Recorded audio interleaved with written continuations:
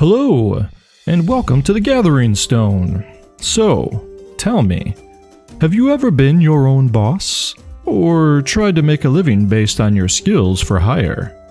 How about sailing the open seas or fighting a giant sea serpent? Yes? No? Well, today's story will explore a little bit of all three, with the added bonus of high adventure.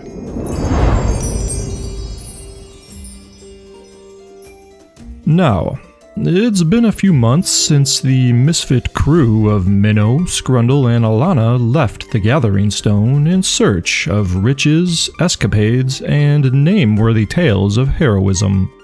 Well, more so the riches part.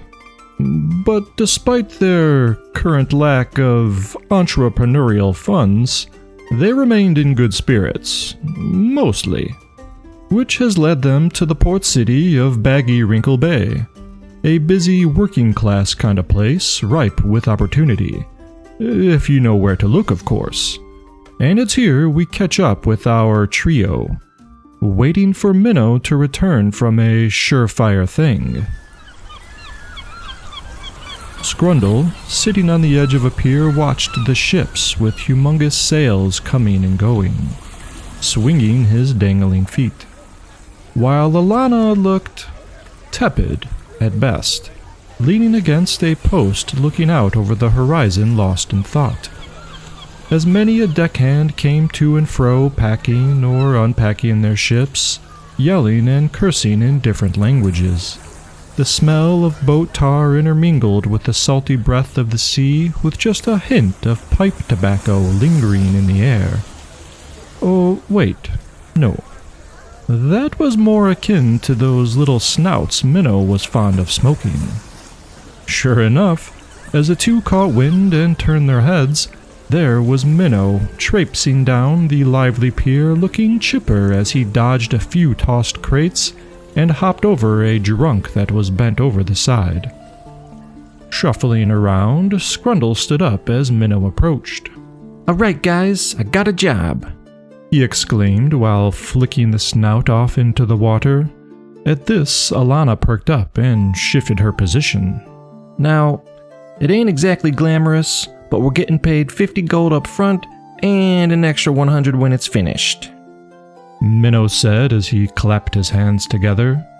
Scrundle looked excited, but then narrowed his eyes. "What's the job, Minnow?" Rubbing his hands together, Minnow lowered his voice, but still excited, said, "Bodyguards." At this, Alana spoke up. "What? Bodyguards? Bodyguards for who? And from what?" "Well, that's the exciting part," Minnow explained. "Some merchants have been running into problems along the shipping lanes. Problems of the monster variety." For a moment, the color left Alana's face. Then she asked, "So, you're saying we're to protect some merchants from point A to point B, is that it? I could scrounge up some gold for us with just a night's work without ever needing to put us in harm's way. I don't like this." She shifted uncomfortably. Minnow replied, "Sure, Alana, sure. If only the people here didn't already know who you are and what you do. Need I remind you?" She looked away. "Let alone, this is a working town, and gossip is hard to come by. Come on, what's the problem?" "Yeah," Scrundle chimed in. "This sounds like fun, and a chance for us to prove ourselves." Alana didn't answer. She wasn't about to tell them that she couldn't swim. Minnow went on. "Plus, not all merchants have had this run-in. For all we know, we could spend the next couple of days playing card games, getting free meals, and enjoying the open seas. What do you say?"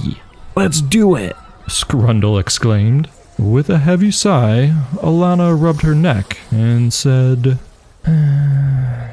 "All right, but don't expect me to pull you out of the water if you fall overboard." She laughed nervously. Minnow slapped her shoulder and nodded. "Ah, nice. Let's pack our stuff and you can meet a captain. Come on, guys. It's time to make some shiny.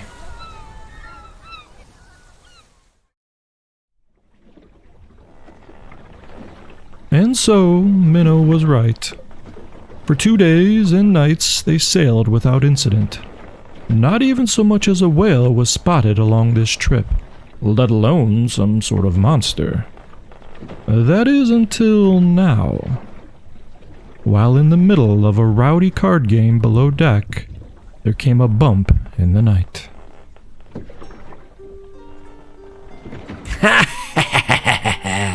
You see, Scrundle? I told you, you can never bet against a dead man's wish. I thought you were supposed to be the thief of this crew. Minnow was bouncing in his chair, gathering up the night's winnings. Oh, yeah, I'll get you next time, Scrundle said dejectedly while slamming his cards down on the table. Alana was shaking her head. Why didn't you fold? It was so obvious, Scrun. Scrundle shrugged, took a breath, and made his way over to the stairs leading up to the main deck, and paused. I'm gonna start my watch early, he said while pulling his hood up and over. Hey, I'll join you shortly for a smoke. It's the least I could do after taking all your crackers. Minnow added with a sly smile. Another sigh from Scrundle as he placed a hand on the railing and took a step.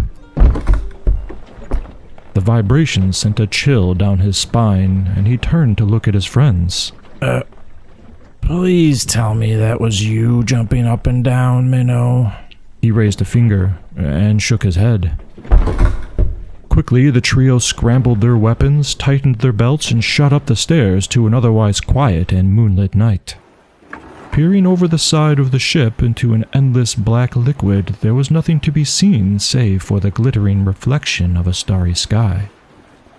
The three of them breathed a sigh of relief. And then it came into view.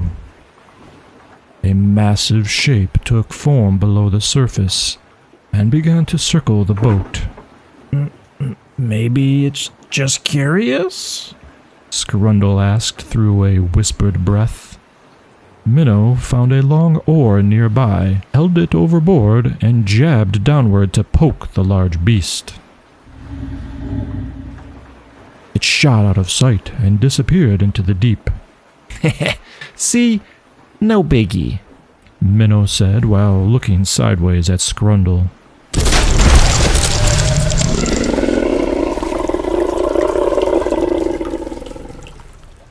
A gigantic, monstrous eel-looking shape blotted out the moon as salty water rained down upon them. Hey, guys? Alana said. I can't swim.